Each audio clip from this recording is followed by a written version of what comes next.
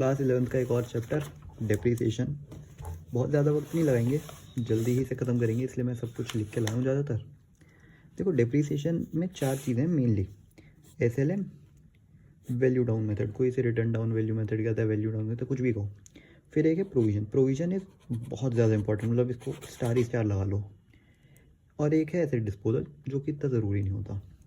तो depreciation, amortisation और depletion 3 मिले जुले सी शब्द हैं। इनमें अंतर क्या होता है किताब में से देख लेना। हम तो SLM से शुरू करेंगे अब। ये ज़्यादा ज़रूरी नहीं है ये सब जो था ना, अमोर्टाइजेशन, क्योंकि बस ये लगा लो गुडविल वगैरह पे होता है, अमोर्टाइजेशन कह देते हैं। डिप्लीशन फिक्स्ड एसेट पे होता है, और डिप्रीसिएशन तो अपना होता ही है जो कि एसेट्स पे लगता है। तो फिर अब यहाँ पे आ जाओ,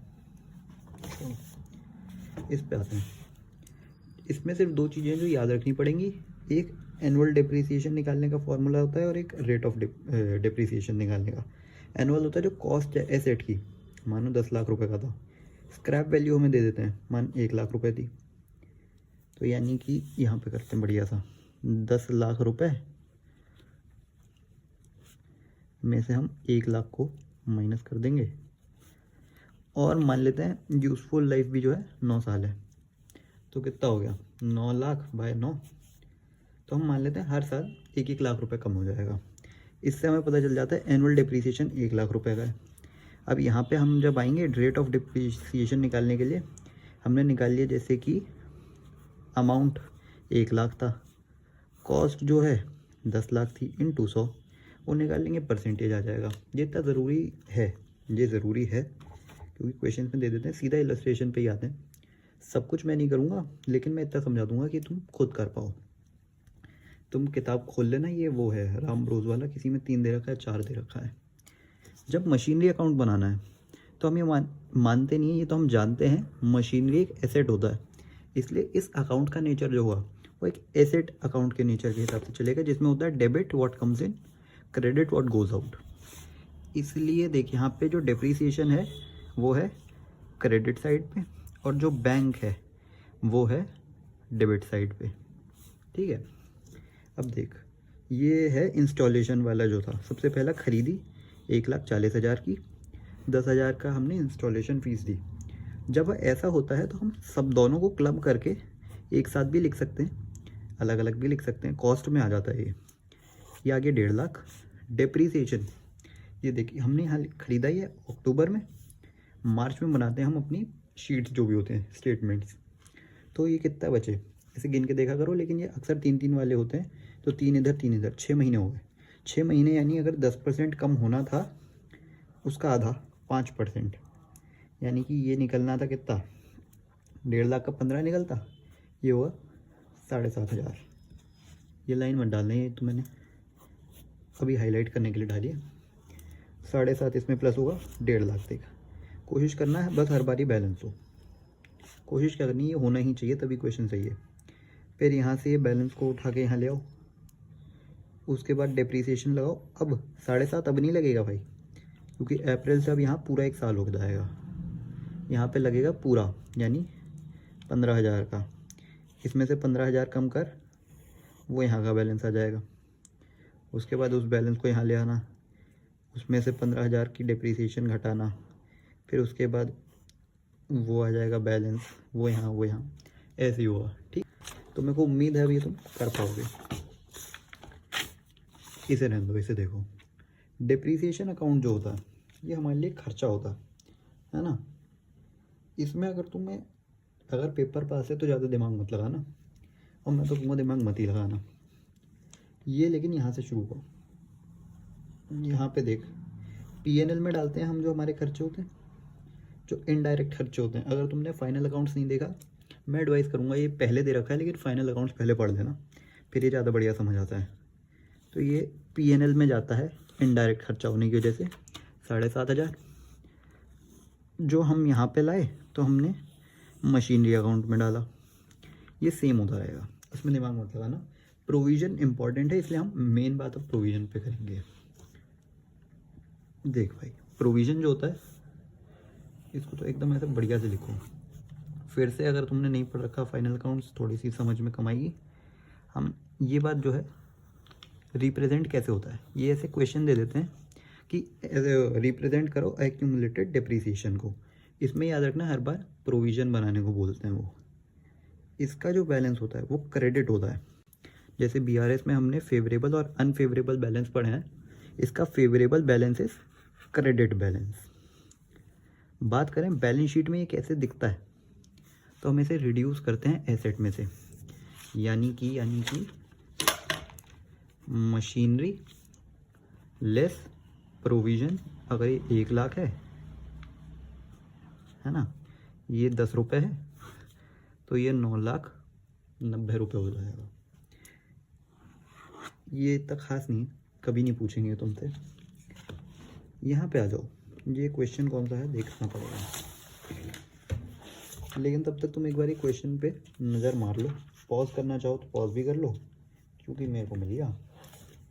ये दे रखा है भाई, मेरे पास 5 है। कनिकर वाला जो क्वेश्चन है, कनिकर परचेज या machinery against cheque for 1 lakh रुपये ऑन 1 अक्टूबर, वो वाली है। मशीनरी अकाउंट बना लोगे, इसलिए मैं नहीं समझाऊंगा, देख लेना लेकिन इसे ढंग से। प्रोविज़न पे आ जाओ। प्रोविज़न में क्रेडिट बैलेंस हमारा फेवरेबल है, इसलिए हम हमेशा यहीं से शुरू करते हैं। सबसे पहले हमें पता है डिप्रीसिएशन। डिप्रीसिएशन जैसे ही लगा 5,000 का, और कुछ है ही नहीं इसमें, क्योंकि हमें सिर्फ डिप्रीसिएशन दिखाना है। Balance ED 5,000। अगली बार आ जाओ, बैलेंस था 5,000। अब देख यहाँ पे मार्च से मार्च 5,000 लगा, इसके बाद 5,000 ये डिप्रीसिएशन जो है M1 पे 10,000, टोटल हो गया 15,000। तो यहाँ का बैलेंस भी 15 ही आएगा। हर स्टेप पे जब तुमने अकाउंट क्लोज किया, ये दोनों बराबर होंगे। यहाँ 5 है, यहाँ 15 है। यहाँ पे देख, अब यहाँ पे ज़्यादा है बैलेंस, तो ये उठा के यहाँ रख दिया। डिप्रीसिएशन अगर हम निकालेंगे, अब M1 पे अलग, M2 पे अलग, ये आ रहा है 10 और ये आ रहा है 6, टोटल आ गया 16। 15 और 16 हमने प्लस किया, 31 आएगा। तो यहाँ पे भी 31 ही आएगा, और कुछ नहीं आ सकता। 30, 32 कुछ नहीं, सिर्फ 31। फिर हमने दोबारा लिख दिया बाय बैलेंस पीडी 31,000। ये सिर्फ इतना ही है। एक आध क्वेश्चन इसके ट्राई करना, हो जाएगा। ना हो तो मैसेज कर देना यार, मैं तुम्हें फिर से समझाऊंगा। डिप्रीसिएशन अकाउंट फिर से वही है, लेकिन अब देख, पहले हम मशीनरी अकाउंट में डाल रहे थे, अब हमारे मशीनरी अकाउंट में कहीं पे भी नहीं दिखाया डिप्रीसिएशन। देख यहाँ डिप्रीसिएशन नहीं कहीं भी, सारा डिप्रीसिएशन का खेल अब प्रोविज़न में है। इसलिए यहाँ पे जहाँ पहले मशीनरी अकाउंट था, वहाँ पे अब प्रोविज़न फॉर डिप्रीसिएशन है। P&L तो वैसा ही है। एसेट डिस्पोजल पे आ जाओ। जब हम मशीन बेचते या ख़रीदते हैं, नहीं ख़रीदने का रहने दो, अभी बेचने पे रहो, तो फिर क्या होता है, हमने एक एसेट को डिस्पोज कर दिया, जिसके बदले हमें कुछ पैसा मिला। या तो वो फ़ायदा हो सकता है हमारा, या वो हमारा लॉस भी हो सकता है ना। तो हम क्या करते हैं, आज तक जितना डिप्रीसिएशन लगने के बाद एसेट था वो आ गया यहाँ। सपोज ए अमाउंट है उसकी प्रोविज़न फॉर डिप्रीसिएशन, यानी कि ए पे जो आखिरी डिप्रीसिएशन लगता है ये वो है। ए पे नहीं, मतलब जैसे यहाँ ले ले, अगर ये 16,000 इसकी कीमत थी, 4,000 और डिप लग गया, तो अब ए की कीमत आ गई 20,000। ठीक है, उसके बाद सेल मैंने अगर कर दी A+2, तो या तो यहाँ पे मेरा प्रॉफिट होता या लॉस। ए से ज़्यादा पे सेल कर दी तो मेरा आ गया यहाँ पे प्रॉफिट, यहाँ पे प्रॉफिट आएगा, तो मैंने लिख दिया 2। बस हो गया, यही है एसेट डिस्पोजल, दोनों बैलेंस हो जाएंगे।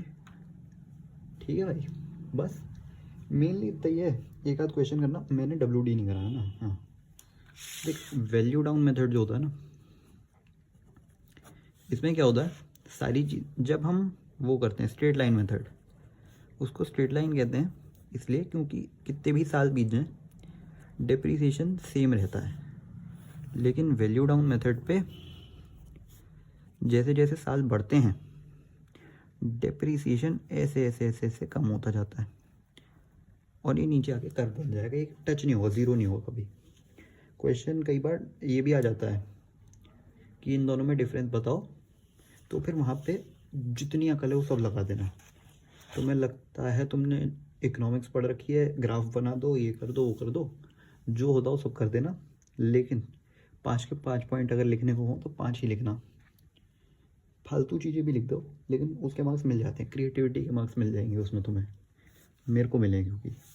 तो अभी अपना केस ये वाला है, यहाँ आ जाओ।